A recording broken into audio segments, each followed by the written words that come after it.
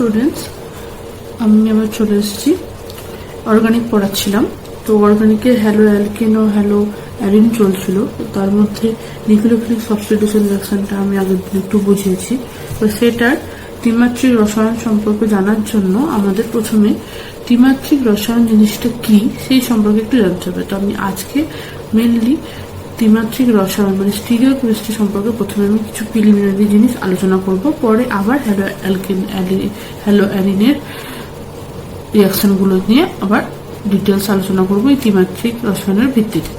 প্রথমে হচ্ছে স্টিরিওকেমিস্ট্রি বা ত্রিমাত্রিক রসায়ন। এখানে যেটা ব্যাপার এখানে হচ্ছে যে স্টিরিওকেমিস্ট্রিতে তোমার অপটিক্যাল আইসোমারিজম বলে এক ধরনের আইসোমার দেখা যায়। যেমন হচ্ছে আমরা আইসোমার পড়েছি যে যাদের ফর্মুলা আলাদা, তোমাদের ফর্মুলাটা সেম কিন্তু তাদের আকার আকৃতিটা আলাদা, তাদের একে অন্যের আইসোমার বলে। এটা আমরা একটা পড়েছি সমবায়তা বলে। সেই সমবায়তা অপটিক্যাল সমবায়তা কি সেই নিয়ে পড়বো। সেখান থেকে আমরা অনেক কিছু ডিটেলসে বলবো। প্রথমে আমি বলবো অপটিক্যাল সক্রিয়তা সম্পর্কে। হ্যাঁ, অপটিক্যাল অ্যাক্টিভিটি। তোমরা যেটা সাধারণ নর্মাল লাইট হয় সেটা হচ্ছে মোটামুটি অনেকগুলো বিভিন্ন তরঙ্গদৈর্ঘ্য বিশিষ্ট লাইটগুলোর মিশ্রণ থাকে সাধারণ লাইট। এবার সাধারণ লাইট বা আলোক রশ্মি যখন সরলরেখা বরাবর চলে তখন কি হয়, তখন তারা সেই সরলরেখা বরাবর চলার সময় সেই গতিপথে যা যা তল পড়ে প্রত্যেকটা তলেই ওরা তোমার স্পন্দিত বা অনুকম্পিত হয়। মানে এভাবে এভাবে এভাবে এভাবে যেভাবে হোক যা যা তল থাকবে প্রত্যেকটা তলেই ওরা স্পন্দিত বা কম্পিত হতে পারে। ঠিক আছে, এটা হচ্ছে নর্মাল লাইটের ক্ষেত্রে। এইবার এই নর্মাল লাইটকে যদি আমি একটা নিকেল প্রিজমের মধ্য দিয়ে চালনা করতে পারি তাহলে দেখা যায় কি নিকেল প্রিজম থেকে যে লাইটটা বেরিয়ে আসে তার মধ্যে যে লাইটটা বেড়ায় সেটা কেবলমাত্র একটি তলেই তোমার স্পন্দিত বা স্পন্দনশীল হয়। যে যখন আমার নর্মাল লাইটকে নিকেল প্রিজমের মধ্যে পাঠিয়ে এরকম একটি তলে স্পন্দিত বা এই সমতল সমবর্তিত যে আলোটা পাই সেটাকেই বলছে প্লেন পোলারাইজ লাইট, সমতল সমবর্তিত আলো। এটা কেবলমাত্র একটি তলেই তোমার স্পন্দিত হতে পারে। প্লেন পোলারাইজ লাইটের একটা নির্দিষ্ট তল থাকে, ঠিক আছে, সেই তলে হতে পারে। এটা যেমন যে কোনো তলে হতে পারছিল, একটি তলে হতে পারে। ঠিক আছে, এবার এই প্লেন পোলারাইজ লাইট দিয়েই আমাদের অপটিক্যাল আইসোমারিজম বা অপটিক্যাল অ্যাক্টিভিটি সম্পর্কে আমরা ধারণাটা পাবো। ঠিক আছে, তো অপটিক্যাল অ্যাক্টিভিটি কি? অপটিক্যাল অ্যাক্টিভিটি হলো এই যে প্লেন পোলারাইজ লাইটটা আমরা পেলাম, এটাকে আমরা যে কোনো একটা যৌগের মধ্যে দিয়ে যদি পাঠাই আর সেই যৌগটা যদি এই প্লেন পোলারাইজ লাইটের যে তলটা, যেমন এই ক্ষেত্রে আমি যে লাইটটা এঁকেছি এর তলটা কি এরকম, এই বরাবর এই তলটা। ঠিক আছে, তো বলেছে কি কোনো যৌগ মধ্যে দিয়ে যদি প্লেন পোলারাইজ লাইট পাঠায় আর যৌগটা যদি এই তলটাকে সামান্য কোণে বা যে কোনো দিকে সামান্য হলেও তোমার ঘোরাতে পারে তাহলে বলবো সেই যৌগটা হচ্ছে অপটিক্যালি অ্যাক্টিভ। মানে কি অপটিক্যাল ওর অ্যাক্টিভিটি আছে। অপটিক্যাল অ্যাক্টিভিটিটা কি, যে প্লেন পোলারাইজ লাইটকেও সামান্য তলে কোনো একটা দিকে ঘোরাচ্ছে। ঠিক আছে, কোনো একটা যৌগর অপটিক্যাল অ্যাক্টিভিটি মানে হলো যে সেই যৌগটা প্লেন পোলারাইজ লাইটকে সামান্য তলে ঘোরাতে পারছে। যে যৌগগুলো এই প্লেন পোলারাইজ লাইটকে ঘোরাতে পারে মানে অপটিক্যাল অ্যাক্টিভিটি দেখায় তাদের বলা হচ্ছে অপটিক্যালি অ্যাক্টিভ যৌগ। ঠিক আছে, এই অপটিক্যালি অ্যাক্টিভ যৌগ আমরা কোনটা অপটিক্যালি অ্যাক্টিভ যৌগ আর কোনটা অপটিক্যালি অ্যাক্টিভ যৌগ না তা জানার জন্য একটা যন্ত্র আছে যেটাকে বলা হচ্ছে পোলারিমিটার যন্ত্র। পোলারিমিটার যন্ত্রের এখানে দেখো একটা আলো উৎস নেওয়া হয়েছে। হ্যাঁ, যেটা হচ্ছে নর্মাল আলোর উৎস যেমন এটাতে ছিল। এটাকে আমি প্রথমে নিকেল প্রিজমের মধ্যে দিয়ে পাঠিয়েছে, এটাকে বলছে পোলারাইজার দিয়ে নিকেল প্রিজমের মধ্যে পাঠিয়ে দিলে আমি বললাম যে একটা স্পন্দন তরঙ্গ যুক্ত আমি একটা আলো পাবো, সেটা পেয়েছি। এবার এটাকে আমি একটা পোলারিমিটার টিউবের মধ্যে দিয়ে পাঠালাম যেখানে একটা যৌগ আছে। ঠিক আছে, এবার যৌগটার মধ্যে দিয়ে পাস করার পরে দেখলাম যে এই যে লাইটটার যে তরঙ্গটা ছিল মানে এই যে তলে এটা স্পন্দিত হচ্ছিল এরকম টাইপের যদি ভাবি, এটা এইরকম টাইপের তলে স্পন্দিত হচ্ছে, সেটা দেখো স্পন্দন তলটা একটু হলেও দেখো পেকে গেছে, তাই না? তাহলে এই যে প্লেন পোলারাইজ লাইটের যে প্লেনটা যখন বেঁকে যাচ্ছে, তাহলে এর মধ্যে যেটা আছে সেটা অবশ্যই অপটিক্যালি অ্যাক্টিভ কম্পাউন্ড। ঠিক আছে, যেহেতু প্লেন পোলারাইজ লাইটের প্লেনটাকে সামান্য হলেও ঘুরিয়ে দিচ্ছে। ঠিক আছে, আর এরপরে আমরা এখানে আছে অ্যানালাইজার বলে একটা বস্তু, সেটা কি করে কতটা কোণে ঘুরিয়েছে প্লেন পোলারাইজ লাইটটাকে এই যৌগটা, সেটা মাপতে পারে। ঠিক আছে, সেই কোণটা যে মান তার উপর ভিত্তি করে বলা যায় যে এটা কতটা অপটিক্যালি অ্যাক্টিভ, কতটা আলোক সক্রিয়, সেটা বলা যায়। আলোক সক্রিয় ধর্ম যেসব যৌগ দেখায়, আলোক সক্রিয়তা ধর্ম, তাদের বলে আলোক সক্রিয়। ঠিক আছে, আলোক সক্রিয় যৌগগুলোই হচ্ছে অপটিক্যাল আইসোমারিজম দেখায়। আইসোমারিজম মানে হচ্ছে একটা আলোক সক্রিয় যৌগ দু রকম আইসোমার সম্ভব, সেটা হচ্ছে অপটিক্যাল অ্যাক্টিভিটির উপর নির্ভর করে। ঠিক আছে, কিরকম? তাহলে অপটিক্যাল অ্যাক্টিভিটি দেখে তাদের অপটিক্যাল অ্যাক্টিভ বলে। সেই অপটিক্যাল অ্যাক্টিভিটি গুলো যে যৌগগুলোর আছে তাদের আবার দুটো আইসোমারে ভাগ করা যায়। কিরকম?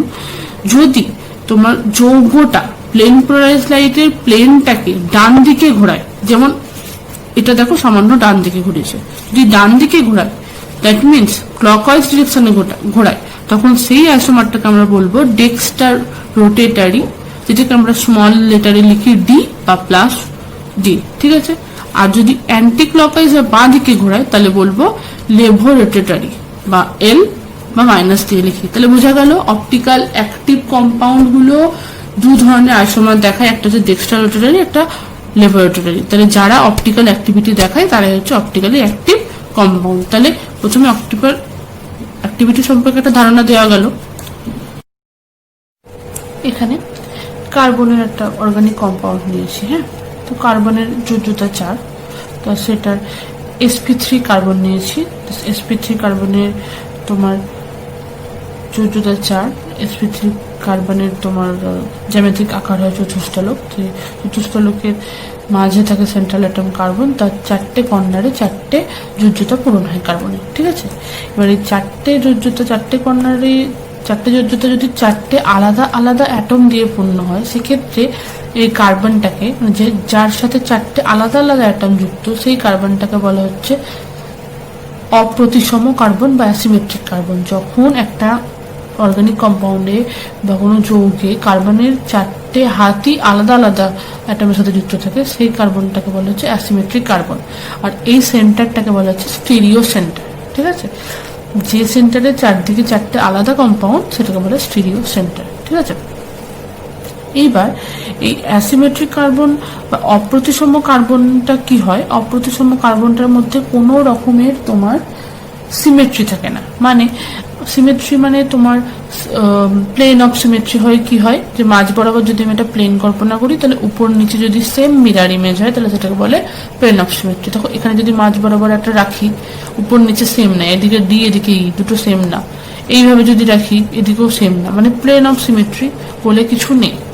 আবার সেন্টার অফ সিমেট্রিও নাই, যে কোনো একটা সেন্টার থেকে দুদিকে যদি যাওয়া যায় তাহলে সেম কম্পাউন্ড পাবো, সেটাও নেই, কারণ চারদিকে 4টে আলাদা কম্পাউন্ড, কোনো রকমের সিমেট্রি নেই।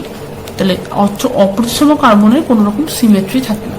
কিন্তু প্রতিসম কার্বনের ক্ষেত্রে কি হয়? প্রতিসম কার্বনের ক্ষেত্রে বা প্রতিসম অণুর ক্ষেত্রে তোমার 4টে আলাদা আলাদা অ্যাটম থাকবে না, কোনো একটা বা একই অ্যাটম থাকলো, একটা বা দুটো। যেমন এখানে 4টে 4 রকম আছে, তো সেরকম না থেকে তোমার যদি এখানেও এ আছে কার্বন, এটা এদিকেও এ আছে, এদিকে ই আছে, এদিকে আর ডি আছে, তাহলে এই বরাবর যদি আমি একটা প্লেন কল্পনা করি, তাহলে দেখো এদিকে এদিকে একটা মিরার ইমেজ পাচ্ছি, তাহলে এটা কিন্তু একটা প্রতিসম অণু। ঠিক আছে, প্রতিসম অণুর যদি আমি মিরার ইমেজ বার করি, তাহলে আমি কি পাবো? যে একে অন্যকে তোমার আলাদা করা যাবে না। যেমন এটার যদি আমি একটা মিরার ইমেজ আঁকি, তাহলে কি পাবো? এটা যদি মিরার ইমেজ আঁকি, তাহলে দেখো পাবেও এদিকে এ, এদিকে এ, এদিকে ডি, তাহলে দুটোই সেম পাচ্ছি, তাই না? এটা হচ্ছে প্রতিসম অণু, যা দুটোই দেখুন মিরার ইমেজ, এটার মাঝে যদি একটা মিরার রাখি, তো দুটোই মিরার ইমেজ দুটোই একই। ঠিক আছে, তাহলে যে অণুর মিরার ইমেজ দুটো একে অন্যের সাথে একই, মানে একই মানে কি? সুপার ইম্পসিবল, মানে কথাটার মানেটা হলো তোমার অধ্যারোপ্য, অধ্যারোপযোগ্য। মানে কি? উপরিপাতন সম্ভব, এর উপর এটা যদি রাখি তাহলে একই কম্পাউন্ড হয়ে যাবে। তখন যে প্রতিসম সেই অণুটাকে বলা হচ্ছে তোমার অ্যাকাইরাল। এবার এখানে আসবো হচ্ছে কাইরাল অ্যাকাইরালের ধারণা। প্রথমে বললাম যেটাতে চারদিকে চারটে আলাদা আলাদা থাকে সেটা হচ্ছে প্রতিসম, আর যখন চারদিকে চারটে আলাদা না একই রিপিট হচ্ছে তখন সেটাকে বলা হচ্ছে, চারদিকে চারটে আলাদা থাকলে সেটাকে বললাম অপ্রতিসম, চারদিকে চারটে যদি আলাদা না থাকে তাকে বললাম প্রতিসম। এইবার এই দুটো দেখো, এই দুটোর তোমার একে অন্যের যে মিরার ইমেজ সেটা কিন্তু এটার সাথে এটা যদি দেখি মিশে যাচ্ছে, সুপার ইম্পসিবল, ঠিক আছে, উপরিপাতন যোগ্য, উপরিপাত হচ্ছে, অধ্যারোপযোগ্য বা উপরিপাত যোগ্য। এটা এটা ও যদি নিই বা ফুটবল যদি নিই এটাও তাই, এটা এটার উপর উপরিপাত যোগ্য। কিন্তু পি যদি নিই দেখো তাহলে পি এর উল্টো এটা, এটা এটা কিন্তু উপরিপাত যোগ্য নয়। যখন একটি তোমার প্রতিসম বা অপ্রতিসম অণু যাই হোক সেটা যদি তোমার ওর মিরার ইমেজের সাথে উপরিপাত যোগ্য হয় তাহলে সেটা বলবো অ্যাকাইরাল, আর যদি যোগ্য না হয় তাহলে বলবো কাইরাল। তাহলে এটা তো হলো তোমার এমনি যে কোনো একটা বস্তুর ক্ষেত্রে কোনটা কাইরাল বস্তু কোনটা অ্যাকাইরাল বস্তু। কাইরাল বস্তু যেটা তার মিরার ইমেজের সাথে উপরিপাতন যোগ্য নয় সেটা, যেমন এটা, আর এগুলো হচ্ছে অ্যাকাইরাল, ঠিক আছে। এবার যদি আমার একটা কার্বন যৌগের ক্ষেত্রে কাইরাল না অ্যাকাইরাল যদি আমাকে প্রমাণ বার করতে হয় তাহলে সেটা কি করে বার করবো? এখানে দেখো একটা জৈব যৌগ নিয়েছি যে কার্বনের সাথে তোমার এটার কি এটা হচ্ছে তোমার কার্বনের সাথে দুটো CH3 গ্রুপ যুক্ত আছে, একটা Br আর একটা H যুক্ত আছে। এটা কি? এটা হচ্ছে 2-ব্রোমোপ্রোপেন, ঠিক আছে। 2-ব্রোমোপ্রোপেন হচ্ছে এটা স্ট্রাকচার। আমি এটা যদি একটা 3D মডেল আমরা নিই সেটা কিরকম পাবো, আমি এটা মডেল দিয়ে আমাদেরকে দেখাই। এটা দেখো, এটা হচ্ছে 3-ব্রোমোপ্রোপেনের আমি মডেলটা তৈরি করেছি। কি রকম? এখানে লাল যে কোনাটা সেটা হচ্ছে তোমার ব্রোমিন, এদিকে একটা CH3 আছে, এদিকে একটা CH3 আছে, এগুলো হচ্ছে তোমার হাইড্রোজেন পরমাণু যুক্ত আছে 3টে করে, আর উপরে আছে হচ্ছে তোমার একটা হাইড্রোজেন পরমাণু। দেখো ছবির সাথে দেখো রিজেম্বল আছে, এটা হাইড্রোজেন পরমাণু, এই দুটো হচ্ছে CH3 আর এটা হচ্ছে Br। এইবার দেখো আমি এটাকে রাখলাম এখানে। এইবার দেখো এখানে ডটেড লাইন দিয়ে একটা CH3 রাখা হয়েছে, একটা হচ্ছে ডিপ লাইন দিয়ে রাখা হয়েছে। ডিপ লাইন দিয়ে যেটা সেটা হচ্ছে অ্যাবাভ দ্য প্লেন, মানে দুটোর প্লেন আলাদা বোঝানোর জন্য এরকম করা হয়। দেখো এই দুটো যে CH3 আছে দুটোর প্লেন কিন্তু এক নয়, একটা একটু নিচুতে একটা একটু উঁচুতে, সেই কারণে এই দুটোর প্লেনও কিন্তু আলাদা। আর এক্ষেত্রে এই দুটোকে কি করা হয়, এই দুটোকে এক প্লেনে রাখা হয় বলে এটাকে এইভাবে রাখা হয়েছে লাইন করে। আর বাকি দুটোকে 3D স্ট্রাকচার বোঝানোর জন্য এরকম করে আঁকা হয়। তাহলে আমরা এটা দেখতে পাচ্ছি যে 3D স্ট্রাকচারটা এরকম হবে। এবার আমি এটা নিয়েছি, এই কম্পাউন্ডটা নিয়েছি যার এটা হচ্ছে স্টিরিও সেন্টার, এই কার্বনটা যার দিকে 3টে কম্পাউন্ড আর উপরে আছে হাইড্রোজেন, এটা হচ্ছে হাইড্রোজেন। এবার এটা যদি আমি একটা মিরার ইমেজ করি, পুরো দর্পণ যদি নিই, মিরার নিই, মিরারটা কি হবে? মিরারটা হবে হচ্ছে তোমার এটা। কিরকম ভাবে দেখো, এটা ব্রোমিন, এটা ব্রোমিন, এটার মিরার তাই হবে, এটা হাইড্রোজেন, এটা হাইড্রোজেন হলো, এটা CH3, এটা CH3, এটা CH3, এটা CH3, তাহলে দুটো মিরার পেলাম। তাহলে 2-ব্রোমোপ্রোপেনের মিরার দুটো পেলাম। এবার আমরা কাইরালের ক্ষেত্রে পড়েছিলাম যে যখন তোমার মিরারটা সুপার ইম্পসিবল হবে না তখন হচ্ছে তোমার সেটা কাইরাল, তাই তো। তাহলে এক্ষেত্রে আমার দেখে মনে হচ্ছে কি এটা এর মধ্যে সুপার ইম্পসিবল হচ্ছে না, মিলছে না, স্বাভাবিক ব্যাপার, ব্রোমিনটা ওদিকে।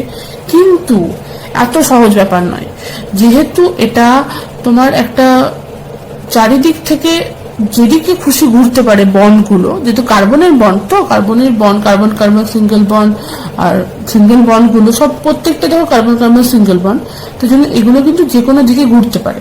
তাই আমি যদি এটা হচ্ছে আসল কম্পাউন্ডটা, এটা হচ্ছে তোমার মিরারটাকে আমি রাখলাম। এবার আমি যদি মিরারটাকে নিয়ে যদি দেখি 180 ডিগ্রি ঘুরিয়ে দিই তাহলে কি হবে? এটা হচ্ছে আসল কম্পাউন্ডটা, মিরারটা এটা, দুটোর সাথে মিল ছিল না। এবার আমি মিরারটাকে 180 ডিগ্রি ভাবে ঘুরে দিলাম, 180 ডিগ্রি ঘুরিয়ে দিলাম। ঘুরিয়ে দেওয়ার পরে কি পেলাম দেখো, এটার সাথে মিলবে। এদিকে পেলাম ব্রোমিন, উপরে পেলাম হাইড্রোজেন, এদিকে পেলাম একটা CH3 আর এদিকে পেলাম একটা CH3। কিরকম ভাবে? এই দেখো, এটা হাইড্রোজেন, এই হাইড্রোজেনটা এই ব্রোমিনটা হচ্ছে এই লাল ব্রোমিনটা, এদিকে একটা CH3, এদিকে একটা CH3, দুটো CH3 পেয়ে গেলাম। এটা তাহলে আমি 180 ডিগ্রি ঘোরানোর পরে পেলাম। আর এটা ছিল প্রথম যে আমার আসল কম্পাউন্ডটা, দুটোই দেখো সেম হয়ে গেছে এবার, তাই তো? তাহলে আপাত অবস্থায় আমার দেখে মনে হচ্ছিল এই যৌগটা কাইরাল যৌগ, কারণ মিরার দুটো মিল ছিল না। কিন্তু মিরারটাকে যদি আমি একটু 180 ডিগ্রি ঘুরিয়ে দিলাম তাহলেই আমি দেখছি মিলে যাচ্ছে। তাহলে কিন্তু এই সেন্টারটা কিন্তু তাহলে আমার এক কাইরাল হচ্ছে, কাইরাল কিন্তু হচ্ছে না। তাহলে কাইরাল ব্যাপারটা কি? কাইরালটা কখন আমাকে দেখতে হবে যে কাইরাল বলতে গেলে প্রথমে দেখতে হবে যে কার্বন যেটা সেন্টার সেটা অ্যাসিমেট্রিক কার্বন কিনা। অ্যাসিমেট্রিক মানে চারদিকে চারটে আলাদা আলাদা আছে কিনা, ঠিক আছে? তো এখানে আমি প্রথমেই দেখতে পাচ্ছি যে চারদিকে চারটে কিন্তু আলাদা নাই। তাহলে প্রথমেই আমাকে তাহলে দেখে নিতে হবে, যখনই দেখবো চারদিকে চারটে আলাদা নয় মানে অ্যাসিমেট্রিক কার্বন নয়, তখনই আমাকে জেনে নিতে হবে যে এটা কাইরাল কিছুতেই হবে না। সেটাই তোমাদেরকে দেখালাম যে কোনো কার্বন কম্পাউন্ড কিন্তু কাইরাল হতে পারে না। তার প্রথম ক্রাইটেরিয়া হলো সেটার চারদিকে চারটে আলাদা তোমার গ্রুপ যুক্ত থাকতে হবে। তারপরে ওটা হচ্ছে সুপার ইম্পসিবল হওয়া চলবে না মিরর ইমেজের সাথে, ঠিক আছে? কিন্তু এটা তো যেহেতু চারদিকে চারটে আলাদা গ্রুপ নয়, তার জন্য সুপার ইম্পসিবল হয়ে যাচ্ছে। আশা করি বোঝা গেল। এবার বোঝাবো কাইরাল কখন হবে। এবার নিয়েছি হচ্ছে তোমার 2-ব্রোমোবিউটেন। এখানে তোমার চারটে দেখো চারটে আলাদা আলাদা কার্বন আছে। তাহলে প্রথমে এটা অ্যাসিমেট্রিক সেন্টার, কাইরাল হওয়ার যে ফার্স্ট যেটা ক্রাইটেরিয়া অ্যাসিমেট্রিক হতে হবে সেটা ফুলফিল। চারদিকে চারটে আছে, একটা হাইড্রোজেন, একটা ব্রোমিন, একটা ইথিলিন গ্রুপ আর একটা CH3 গ্রুপ, ঠিক আছে? তো আমি এই কম্পাউন্ডটা নিলাম, এই দেখো আমি এটা ত্রিমাত্রিক ইয়েতে নিলাম। এটা হচ্ছে তোমার হাইড্রোজেন, এটা হচ্ছে তোমার CH3, এটা হচ্ছে C2H5, দুটো কার্বন আছে, আর এটা হচ্ছে তোমার ব্রোমিন, ঠিক আছে? এবার এর যদি আমি মিরর ইমেজ নিই তাহলে মিরর ইমেজটা কি পাবো? মিরর ইমেজটা পাবো হচ্ছে এদিকে ব্রোমিন, এটার এদিকে পাবো C2H5, এটা CH3, এটা H, সেম আমি নিলাম। দেখো তোমার সেম পেয়েছি, এদিকে তোমার এটা হচ্ছে হাইড্রোজেন, এটা CH3, এটা C2H5, এটা ব্রোমিন, আবার এটা হচ্ছে ব্রোমিন, এটা হচ্ছে C2H5, এটা হাইড্রোজেন, এটা হচ্ছে CH3। তাহলে এটার মিলাসা হলো, ঠিক আছে? তাহলে এটাকে আমি এবার এর উপর করলাম, সুপার ইম্পসিবল হচ্ছে না, ব্রোমিনটা দিকে চলে যাচ্ছে। এবার আমি আগের প্র্যাকটিস করছি, 180 ডিগ্রি ঘুরিয়ে দিলাম, 180 ডিগ্রি ঘুরিয়ে বসানোর চেষ্টা করলাম, তারপরেও সুপার ইম্পসিবল করছে না। তাহলে দেখা যাচ্ছে যে এক্ষেত্রে মিরর দুটো কিছুতেই উপরিপাতযোগ্য হচ্ছে না, সুপার ইম্পোজ করছে না, কারণ এখানে এই দুটো যে গ্রুপ, এই দুটো আলাদা আলাদা। তাহলে বোঝা গেল কাইরালিটি ব্যাপারটা কি, যে অ্যাসিমেট্রিক সেন্টার হতে হবে, চারটে আলাদা রকম গ্রুপ হবে, আর তাদের মিরর ইমেজের সাথে কখনোই উপরিপাতন যোগ্য হবে না। তাহলে এটা হচ্ছে একটা কাইরাল কম্পাউন্ড আর এটা হচ্ছে একটা কাইরাল সেন্টার, ঠিক আছে? এবার তোমার একটা অ্যাসিমেট্রিক সেন্টার যদি কোনো একটা কম্পাউন্ড থাকে তাহলে সেটা কাইরাল হয় পড়লাম। এবার কোনো কোনো ক্ষেত্রে দেখা যায় যে দুটো অ্যাসিমেট্রিক সেন্টার আছে, এরকম কম্পাউন্ডের ক্ষেত্রে ব্যাপারটা একটু ব্যতিক্রম হয়। কিরকম ব্যাপারটা? যেমন দেখো এই কম্পাউন্ডটা, এটা একটা কার্বন সেন্টার, এটা একটা কার্বন সেন্টার, ঠিক আছে? এই সেন্টারটা দেখো একদিকে COOH আছে, আর একদিকে H আছে, একদিকে OH আছে, আর একদিকে এই গ্রুপটা আছে। আর এটার ক্ষেত্রে একদিকে OH COOH, একদিকে এই গ্রুপটা আছে, দুটোই অ্যাসিমেট্রিক, মানে চারদিকে যেহেতু চারটে সেন্টার আলাদা আলাদা, ঠিক আছে? এটা একটা কম্পাউন্ড যার দুটো অ্যাসিমেট্রিক সেন্টার আছে। এক্ষেত্রে কিছু নাই, এটা দেখো প্লাস টার্টারিক অ্যাসিড, মানে এটা হচ্ছে তোমার ক্লকওয়াইজ ঘোরায় সেই প্লেন পোলারাইজ লাইটকে, আর এটা হচ্ছে মাইনাস টার্টারিক অ্যাসিড যেটা প্লেন পোলারাইজ লাইটকে অ্যান্টি ক্লকওয়াইজ ঘোরায়। দুটো আইসোমার, অপটিক্যাল আইসোমার। তো মাইনাস টার্টারিক অ্যাসিডটা দেখো একটা ব্যাপার আছে, এটা অ্যাসিমেট্রিক সেন্টার, এটা অ্যাসিমেট্রিক সেন্টার, যেটা চারদিকে চারটে গ্রুপ আছে, কিন্তু এর মাঝ বরাবর যদি একটা আমরা প্লেন কল্পনা করি, যেটাকে আমরা সিগমা প্লেন বা প্লেন অফ সিমেট্রি বলি, তাহলে দেখতে পাবে এখানে এটা একটা মিরর ইমেজ হয়ে যাচ্ছে, মানে কম্পাউন্ডের মধ্যেই আমরা একটা মিরর ইমেজ পাচ্ছি। এক্ষেত্রে এই কম্পাউন্ডটা কিন্তু আর কাইরাল থাকে না, কারণ কম্পাউন্ডের মধ্যেই একটা প্লেন আছে সিমেট্রি আছে, তো সিমেট্রি থাকলে সেটা প্রথমত আর অ্যাসিমেট্রিক থাকে না বা অপ্রতিসম থাকে না, প্রতিসম হয়ে যায়। যখন প্রতিসম সংজ্ঞা বলেছিলাম তখন বলেছিলাম। তারপরে এটা যেহেতু সিমেট্রিটা তোমার থাকছে, তাই জন্য এটা আর তাই কাইরাল থাকছে না। তাহলে এটা কিন্তু যেহেতু আর কাইরাল থাকছে না, তাই জন্য এটা আলোক নিষ্ক্রিয় হয়ে যায় বা অপটিক্যালি ইনঅ্যাক্টিভ হয়ে যায়, ঠিক আছে। কিন্তু এটার ক্ষেত্রে তোমার কোনো এরকম প্লেন নেই, প্লেন অফ সিমেট্রি বা কোনো রকম সিমেট্রি নেই। তাহলে এটা হচ্ছে আলোক সক্রিয়। তাহলে দেখো অপটিক্যাল আইসোমারের মধ্যে একটা আলোক সক্রিয়, একটা আলোক নিষ্ক্রিয় হচ্ছে, ঠিক আছে। এই কম্পাউন্ডটা যেটা তোমার আলোক নিষ্ক্রিয়, এইটাকে বলা হয়েছে মেসো কম্পাউন্ড। মেসো কম্পাউন্ড কোনগুলো? যেগুলোর মিডিল বরাবর কম্পাউন্ডটাকে দুটো মিরর ইমেজে ভাগ করে, ঠিক আছে। আর এটা হচ্ছে যখন মিরর ইমেজ পাবো না, সেটাকে বলে অ্যাক্টিভ কম্পাউন্ড। এটা হচ্ছে অপটিক্যালি অ্যাক্টিভ, এটা হচ্ছে অপটিক্যালি ইনঅ্যাক্টিভ। তাহলে দুটো কাইরাল সেন্টার ক্ষেত্রে দেখা যাচ্ছে যে তোমার মেসো কম্পাউন্ড গুলো অ্যাকাইরাল হয়ে যাচ্ছে, কিন্তু কম্পাউন্ডটা অ্যাজ এ হোল অ্যাকাইরাল হয়ে যাচ্ছে। কিন্তু শুধু এই সেন্টারটা বললে এটা কাইরাল সেন্টার বা এটা কাইরাল সেন্টার, কিন্তু কম্পাউন্ডটা অ্যাজ এ হোল অ্যাকাইরাল হয়ে যাচ্ছে। যেখানে এখানে কম্পাউন্ডটা অ্যাজ এ হোল কিন্তু কাইরাল ছিল, এই ক্ষেত্রে কম্পাউন্ডটা অ্যাজ এ হোল কাইরাল, এটা অ্যাকাইরাল, ঠিক আছে। বোঝা গেল? এটা একটা ইম্পর্টেন্ট জিনিস বলে রাখলাম। তাহলে অপটিক্যাল অ্যাক্টিভিটি বা অপটিক্যাল অ্যাক্টিভ কম্পাউন্ডের যে শর্তগুলো বললাম, প্রথম বললাম হচ্ছে অ্যাসিমেট্রিক কার্বন থাকতে হবে, কাইরাল কার্বন থাকতে হবে, আর একটা হচ্ছে কোনো রকমের সিমেট্রি থাকলে চলবে না। সিমেট্রি থাকলে ওটা অ্যাকাইরাল হয়ে যাবে, ঠিক আছে। তখনই ওটা অ্যাকাইরাল হয়ে যাবে, ইনঅ্যাক্টিভ হয়ে যাবে। অপটিক্যালি অ্যাক্টিভ বা আলোক সক্রিয় হওয়ার জন্য হচ্ছে এই তিনটে শর্ত। এবার হচ্ছে আমরা পড়ব হচ্ছে দুটো জিনিস, একটা হচ্ছে এনানসিওমার আর একটা হচ্ছে তোমার ডায়স্টেরোমার। এনানসিওমার কি? এনানসিওমার হচ্ছে মানে এগুলো হচ্ছে তোমার অপটিক্যাল আইসোমার বা ত্রিমাত্রিক সমবায়েরই ভাগ, ঠিক আছে। যেমন ধরো এনানসিওমার হচ্ছে একজোড়া অপটিক্যাল আইসোমার যারা একে অন্যের প্রতিবিম্ব কিন্তু সুপার ইম্পসিবল বা উপরিপাত যোগ্য নয়। যেমন দেখো এটা হচ্ছে ল্যাকটিক অ্যাসিডের তোমার সংকেত।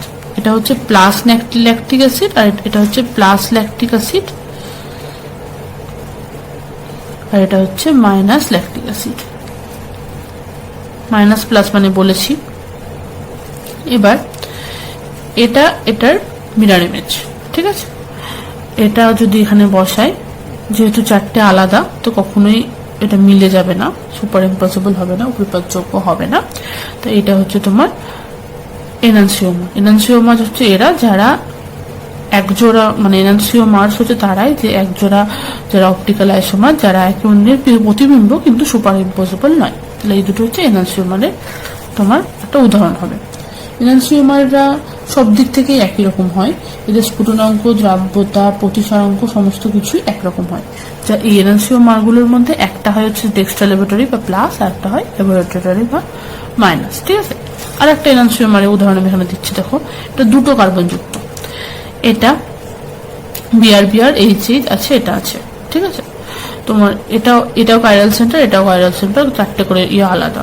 তো এটা মিরর ইমেজ। তাহলে এটা যদি আমি এখানে তুলে নিয়ে গিয়ে বসাই, কখনোই মিলবে না। এটাকে যদি আমি এখানে নিয়ে বসাই, তাহলে এখানে বিআর চলে আসবে, না সিএল চলে আসবে, না এইচ চলে আসবে, মিলবে না। তাহলে এই দুটো হচ্ছে এনানসিওমার। আবার এটা উল্টোটা আছে, তো এটার ক্ষেত্রে তোমার এটাকেও এটার মিরর ইমেজ, এটাকেও যদি আমি এখানে নিয়ে এসে বসাই তাহলে মিলবে না। তাহলে এটা এনানসিওমার হলো, এটাও এনানসিওমার হলো।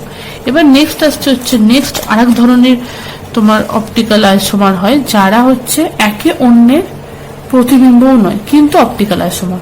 কিরকম? যেমন ধরো তোমার এটার মধ্যে এটার যে কম্পাউন্ড, এটারও কিন্তু তোমার এটা আর এটা দুটোরই কিন্তু তোমার দেখো ফর্মুলা একই, দুটোতেই বিআর আছে, একটা সিএল আছে, দুটো এইচ আছে, চারটে কার্বন আছে, সেম। কিন্তু তোমার এটা এর কিন্তু মিরর ইমেজ নয়।